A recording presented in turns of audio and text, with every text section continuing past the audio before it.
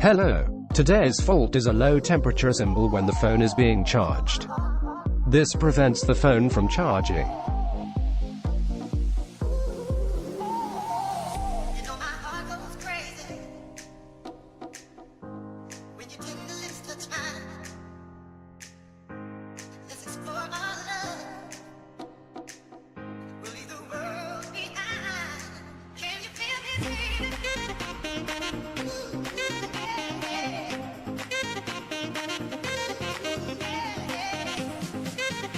The problem is the wireless charging coil.